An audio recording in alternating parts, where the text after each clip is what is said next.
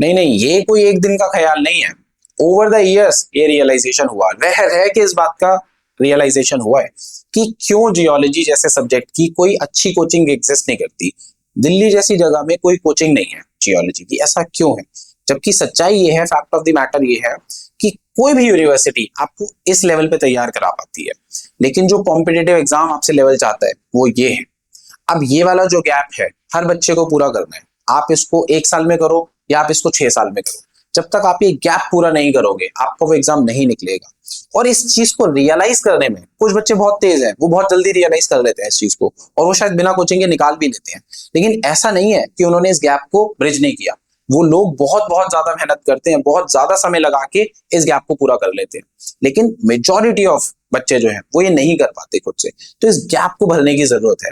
वो कैसे होगा? उसके लिए आपको प्रोफेशनल हेल्प चाहिए, आपको कोई ऐसा इंसान चाहिए जिसने एनालिसिस करके रखा हो, जिसको पता हो कि स्टैंडर्ड किताबें क्या बताती हैं, जिसको ये पता हो कि लेकिन कॉम्पिटिटिव एग्जाम उस स्टैंडर्ड किताब में से क्या पूछता है, किस किताब में से पूछ रहा है, कितना पूछ रहा है और कैसे पूछ रहा है। या तो आप खुद से एनालिसिस करो इस चीज का, या फिर आपको चाहिए कोई ऐसा प्रोफेशनल इंसान जो आपके लिए करके बैठा हो, ताकि आपका ये जो सफर था ये थोड़ा सा आसान हो जाए। सबसे बड़ी बात, इसका जो टाइम ड्यूरेशन है वो छोटा हो जाए, क्योंकि हमारे पास आज की डेट में इतनी तेजी से चीजें बदल रही हैं, इतना वक्त नहीं है कि हम किसी एग्जाम को लेके बैठे और 4-4 5-5 साल लगा दें उसको निकालने में।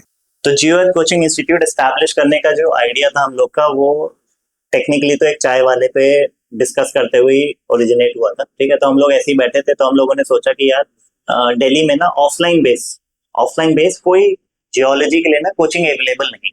ठीक है, और हम लोग के पास एसेंशियल क्वालिफिकेशंस भी हैं, हम लोगों के पास ना टीचिंग एक्सपीरियंस भी है, तो क्यों ना हम लोग ही एक ऑफलाइन सेंटर एस्टैब्लिश करें दिल्ली में जियोलॉजी स्टूडेंट्स के लिए। तो करोल बाग के आसपास जो कोचिंग का हब है वहां पर हमने एक ऑफलाइन सेंटर एस्टैब्लिश किया। ठीक है, ऑफलाइन करने का मेन मकसद यही था क्योंकि हम लोग का जो पर्सनल फिलॉसफी है वो भी ये अलाइन होता है कि education is suppose to be offline. ठीक है, आप ऑनलाइन करा रहे हो, हम भी कराते हैं ऑनलाइन सर्विसेज हम भी प्रोवाइड करते हैं कोर्सेज की, लेकिन ऑनलाइन में देयर आर सम लिमिटेशंस जो ना ऑफलाइन में नहीं होती। ठीक है, सबसे मेन जो मुझे दिक्कत लगती है ऑनलाइन एजुकेशन की वो ये है कि आप ना 1:1 मेंटोर से ना बात नहीं कर सकते। आपके जो डाउट्स है ना वो आप इतनी क्लैरिटी से उसके सामने नहीं रख पाते अपने मेंटोर के पास, जो एक ऑफलाइन सेंटर में पॉसिबिलिटी होती। पर्सनली एज अ स्टूडेंट भी जब मैं था, मुझे यही लगता है कि ऑफलाइन एक बेटर मीडिया है एजुकेट करने के लिए किसी और बंदे को।